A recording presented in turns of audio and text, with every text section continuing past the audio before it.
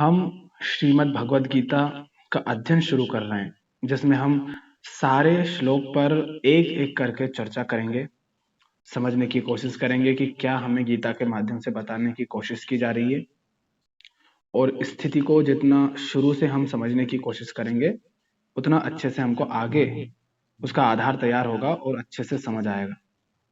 तो आप इस सुनने से पहले ये देख लें कि आपको जो युद्ध के, महाभारत के जो सारे पात्र हैं, उनके बारे में पता होना चाहिए कि अर्जुन कौन है, युधिष्ठिर कौन है, दुर्योधन कौन है, तो आपको समझने में थोड़ी आसानी होगी।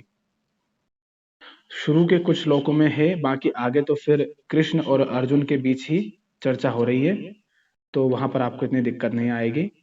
साथ ही जब आप गीता का अध्ययन करें, सुने, तो ये देखें, ये समझें कि ये जो महाभारत है, ये पूरी हमारे जीवन की ही गाथा है, हमारा पूरा जीवन चरित्र है, उसमें पूरा दर्शन है, और ये हमारे जीवन से अलग नहीं है।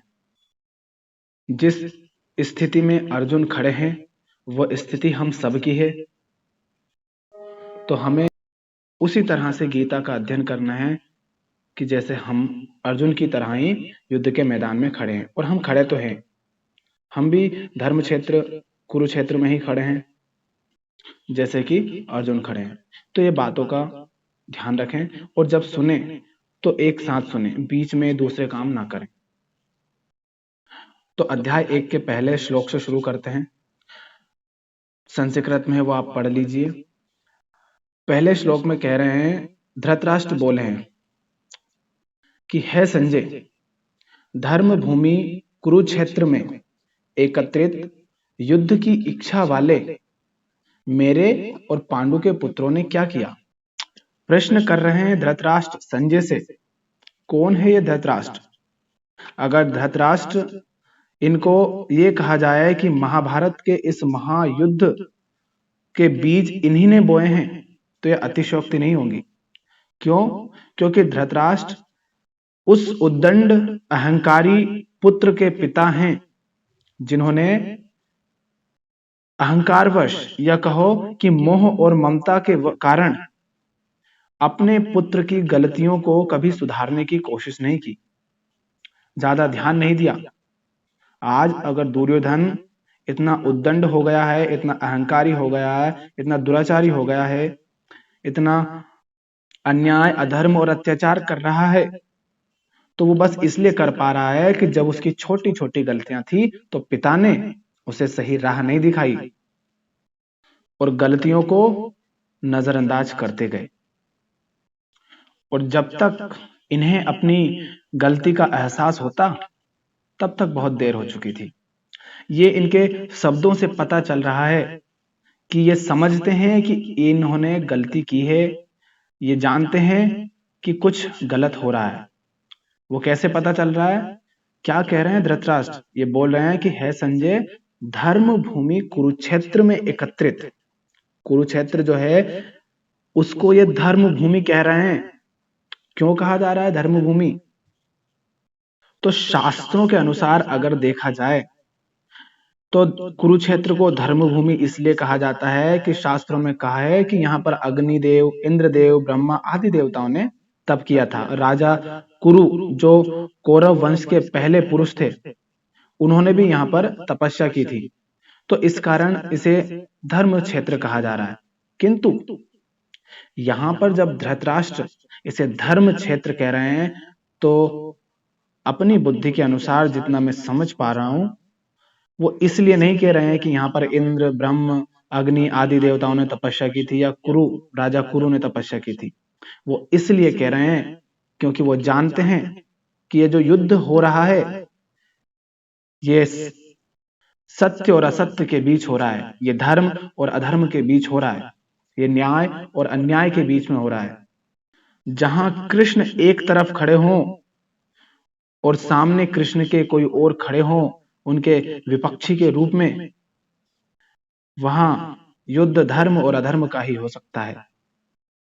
दुर्योधन जैसा भाई, जिसने अपने ही भाइयों को अपने ही राज्य से दखल कर दिया, 12 वर्षों तक वनवास में रहना पड़ा और 1 वर्ष तक अज्ञातवास में रहना पड़ा, जिसने स्त्री का चीरहरण करवाया। जब ऐसे व्यक्ति के खिलाफ कृष्ण जैसे महापुरुष खड़े हो जाएं अर्जुन के साथ, तो वह युद्ध धर्म के लिए ही हो सकता है। जो व्यक्ति जिस चीज पर अपना अधिकार नहीं है उस पर भी अपना अधिकार जताता है, और जिसका उस पर अधिकार है उसे रहने के लिए सुई की नोक बराबर भी जगह नहीं देना चाहता, और जिसके शासन में अन्याय होता है, अत्याचार होता है, शोषण होता है, अगर उसके खिलाफ युद्ध किया जा रहा है तो वो धर्म और अधर्म का ही युद्ध होता है। इसलिए कुरुक्षेत्र में जो युद्ध होने जा रहा है वो धर्म और अधर्म के बीच में है। इसीलिए यहाँ पर धृतराष्ट्र इस युद्ध को, इस कुरुक्षेत्र के मैदान को धर्म क्षेत्र कह रहे हैं कि धर्म क्षेत्र, धर्म भूमि कुरुक्षेत्र में एकत्रित युद्ध की इच्छा वाले मेरे और पांडु के पुत्रों ने क्या किया से समझ रहे हैं कि अभी कुछ दिन बीत चुके हैं, तो अब ये संजय से पूरा विवरण समझना चाहते हैं कि मुझे बताइए कि युद्ध का आरंभ कैसे हुआ होगा, किसने किसे मारा होगा, किसने किसे मारा, कब मारा, कैसे मारा, वो सब बताइए। तो वो जानना चाह रहे हैं कि युद्ध की इच्छा वाले मेरे और पांडु के पुत्र, मेरे पुत्र माने दुर्योधन और उसके अलावा जो बाकी के एक दुर्योधन सहित 101 पुत्र हैं वो सब, और उनकी तरफ से जो भी लड़ने वाले महान योद्धा हैं उन सब के बारे में बताइए कि कौन कौन है, कौन कहां पर खड़ा है, क्या कर रहा है। और पांडु पुत्र माने 5 पांडव, और उनके साथ उनके पक्ष में जो कौरवों के खिलाफ युद्ध के लिए खड़े हुए हैं, कौन कौन है उधर, उन सब का विवरण दीजिए।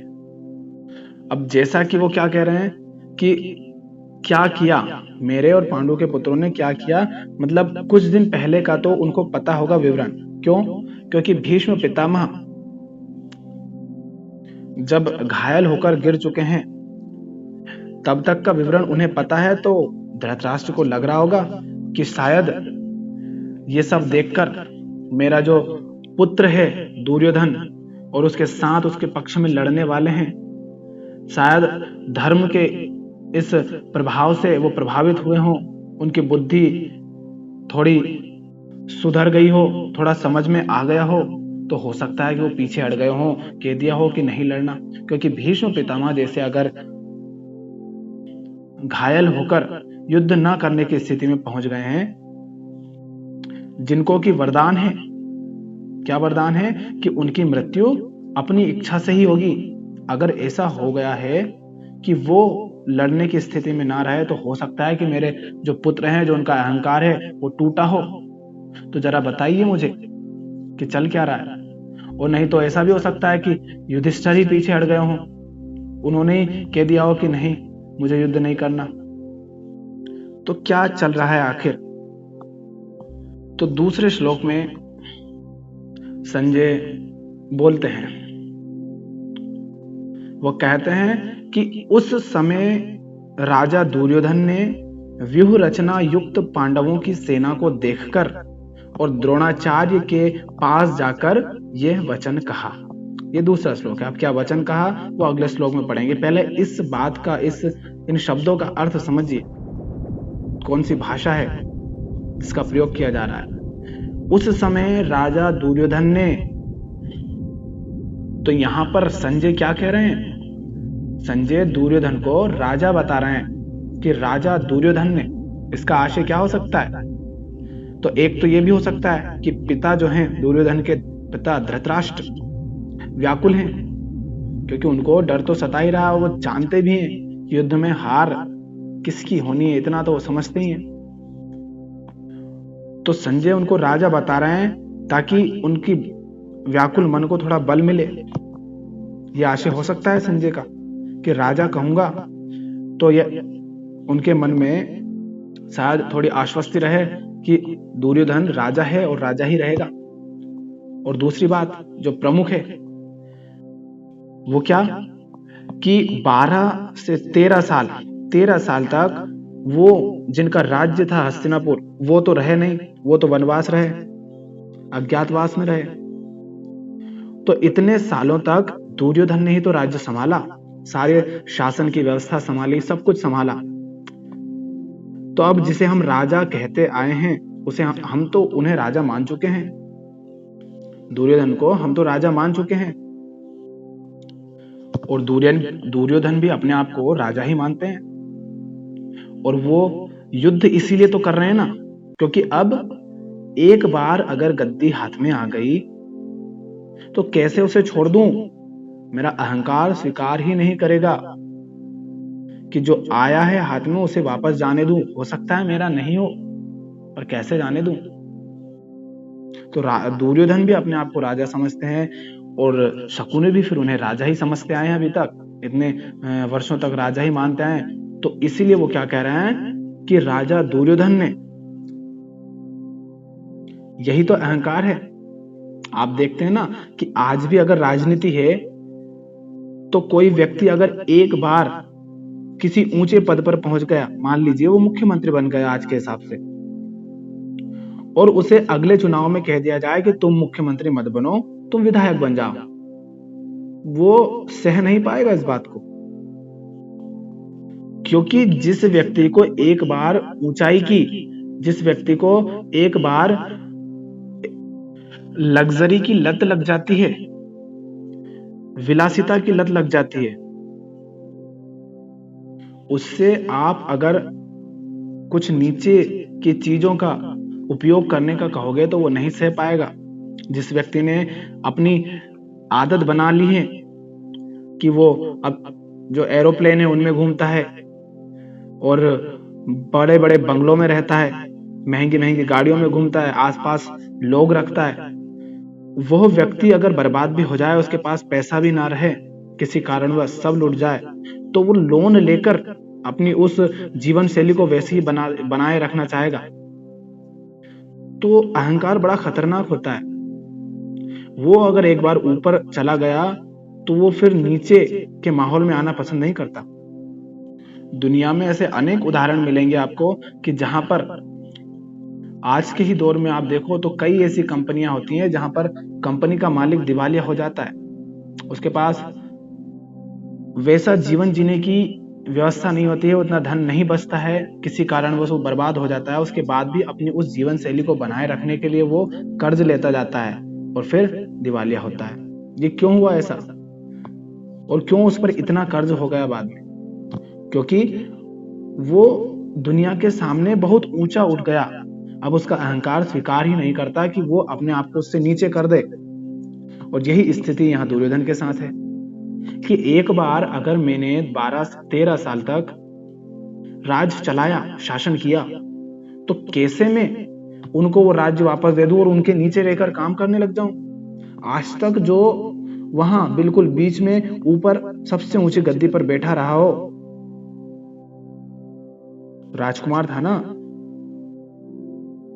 जिसने सपने देखे हो वहां पर बैठे रहने के, वो यहां पर नीचे उनके सामने बैठे, जो लोग अभी वनवास काट कर आ रहे हैं। तो समझिए कि यहां पर राजा कहने के पीछे कितना बड़ा अहंकार छुपा हुआ है। आप भी ये प्रयोग करके देख सकते हैं। कोशिश करिए कि या तो आप किसी से कुछ चीज ले लीजिए, या किसी और को अपनी कोई कीमती चीज दे दीजिए, या मान लिया कुछ सोने की चीज है, कुछ गहना है, या कुछ भी चीज हो जो कीमती हो या सुंदर हो किसी भी तरह से, और कुछ महीनों या 1 साल 2 साल तक उसके पास रहने दीजिए और फिर वापस उससे मांगिए। तो ऐसा आप अपने साथ कीजिए, या कोई और आपको दे दे तो आप उसे रखिए, आपको उससे बड़ा प्रेम हो जाए, मोह हो जाए, आपको उस पर लालच आ जाए, उसे आकर्षित रहें, आप प्रभावित हो जाएं। तो जब वो वापस मांगे तो आप अपने आप को देखिए, आप दुख महसूस करते हैं, दुख का अनुभव करते हैं। क्यों? आप ये जानते हैं कि ये आपकी नहीं है, उसके बाद भी आप चाहते हैं कि ये आपके पास ही रहे, आप देना नहीं चाहते। तो बताइए फिर दुर्योधन कैसे पूरा एक राज्य वापस कर दे? तो दुर्योधन को यहां पर राजा कहने के पीछे यही तो आशय छिपा हुआ है, अहंकार का। तो क्या कह रहे हैं संजय कि उस समय राजा दुर्योधन ने व्यूह रचना युक्त पांडवों की सेना को देखकर और द्रोणाचार्य के पास जाकर ये वचन कहा। तो यहां पर क्या हो रहा है, दुर्योधन देख रहा है व्यूह रचना किसकी, पांडवों की सेना की। अब वो व्यूह रचना बहुत ही विचित्र ढंग से की गई है और बहुत ही विशाल और भयानक लग रही होंगी। तो एक तरफ तो दुर्योधन के मन में शंका भी हुई होगी कि एक तो वो खुद चकित रह गया देखकर, उसने भी देखा होगा तो भौचक्का तो रह ही गया होगा कि हमसे कम सेना है उसके बाद भी किस तरह से इन्होंने व्यूह की रचना की है। और दूसरी बात कि कहीं ऐसा ना हो कि हमारी सेना के जो प्रधान योद्धा हैं, जो सेना का नेतृत्व करते हैं, कहीं ऐसा ना हो कि वो इस सेना को देखकर घबरा जाएं या उनके मन में कोई संदेह हो जाए। तो इसलिए वो द्रोणाचार्य जी के पास गए और चूंकि द्रोणाचार्य सेना का नेतृत्व कर रहे थे, सारे जो प्रधान योद्धा हैं, सेनापति हैं, वो एक बड़ी संख्या में सेना का नेतृत्व कर रहे हैं, तो दुर्योधन उनके पास जाते हैं। कहीं ऐसा ना हो कि द्रोणाचार्य पांडवों की इस सेना की व्यूह रचना को देखकर आशंकित हो जाए या भयभीत हो जाए या मन में कोई शंका उठ जाए। तो इसलिए दुर्योधन क्या करता है, वो चला जाता है कि इनको याद तो दिला दूं कि सिर्फ इनकी ही सेना ये जो दिख रही है, इनकी सेना संख्या में हमसे भी कम है और सिर्फ इनके पास ही ऐसे योद्धा नहीं है, हमारे पास भी अपनी सेना तो और बड़ी है। तो कहीं ये इस बात को भूल ना जाए। तो दुर्योधन इसलिए तो वहां पर जाता है कि आप सिर्फ उधर ही ध्यान देते मत रह जाइए, कहीं ऐसा ना हो कि आप अपनी सेना की ओर ध्यान ही ना दे पाए। तो व्यूह रचना युक्त पांडवों की सेना को देखकर द्रोणाचार्य के पास जाकर ये वचन कहा। अब यहां पर कौन सी बात छिपी है, द्रोणाचार्य के पास जाकर। अब अभी हमने बात करी कि दुर्योधन तो अपने आप को राजा समझता है, अहंकारी भी है, समझ रहे हैं, लेकिन उसके बाद भी वो क्या कर रहा है, खुद जाता है कहां, द्रोणाचार्य के पास। चाहता तो वो ये भी कह सकता था कि द्रोणाचार्य को या तो वो खुद बुला सकते थे या किसी के माध्यम से संदेश पहुंचाकर कह सकते थे कि वो दुर्योधन के पास आ जाएं, पर वो खुद जा रहा है। क्यों जा रहा है? तो अगर हम इसको इस तरह से देखें कि द्रोणाचार्य उम्र में बड़े थे, द्रोणाचार्य सेना का नेतृत्व कर रहे थे, तो अपनी सेना के सामने से अगर वहां जाते तो हो सकता था कि थोड़ी दिक्कतें आए, या यूं कहें कि द्रोणाचार्य ने इन्हें शास्त्र की विद्या दी है, तो इसलिए उनके सम्मान के लिए दुर्योधन वहां उनके करीब जा रहा, खुद जा रहा है, उन्हें नहीं बुला रहा है। तो ये थोड़ी बात हल्की लगेगी, क्योंकि दुर्योधन का स्वभाव ऐसा नहीं है कि वो सम्मान करे किसी का। फिर बात क्या हो सकती है, जो मुख्य बात है वो ये हो सकती है कि दुर्योधन को अपना स्वार्थ सिद्ध करवाना है, उसे तो पांडवों को हराना है, और पांडवों को हराने के लिए उसे अपने तरफ के जो महान और वीर योद्धा हैं, अनुभवी योद्धा हैं, उनसे किसी भी तरह का ऐसा व्यवहार नहीं करना है कि जिससे वो अप्रसन्न हो जाएं, जिससे कि वो दुर्योधन से असंतुष्ट हो जाएं। तो दुर्योधन किसी भी तरह से हर पग पग पर कोई ऐसी गलती नहीं करना चाहता कि जिनसे किसी भी अपने पक्ष से लड़ने वाले योद्धा के प्रति असम्मान हो। तो इसलिए वो खुद वहां पर जाता है, और ये आप देख सकते हैं अपने जीवन में। अब देखिए आज क्या होता है, दुर्योधन को जीतना है, उसके लिए वो हर चाल चल रहा है। आज कोई राजनेता होगा, वो बिल्कुल अहंकारी, घटिया, जिसे कुछ नहीं आता है, बस अपने स्वार्थों की पूर्ति के लिए वो राजनीति में आना चाहता है, राज करना चाहता है। तो जब वोट डालने की बारी आती है, चुनावों की बारी आती है, तो कैसे भीड़ लगी रहती है, कभी कौन आता है, कभी कौन आता है। अरे जो गरीब लोग होते हैं, उनसे जिनसे बोलना भी पसंद नहीं करते हैं, या कहो नीची जाति के होते हैं, अलग अलग तरह के जो भेदभाव पाल रखे हैं हमने समाज में, उन सबके घर चले जाते हैं, उनके पैर पड़ लेते हैं, काका जी, बाबा जी, मामा जी, न जाने क्या क्या उपनाम, विशेषताएं, विशेषण लगाते रहते हैं। देखते हो ना, ये सब क्या है। और बाद में हमें पता चलता है कि इनको वोट तो दे दिया लेकिन इन्होंने वैसा कुछ किया नहीं। तो ये राजनीति है। जो दुर्योधन अपने विपक्ष के साथ तो खेल ही रहा है, पर अपने पक्ष में भी जिनसे उसे समर्थन लेना है उनके प्रति भी यही चाल चल रहा है।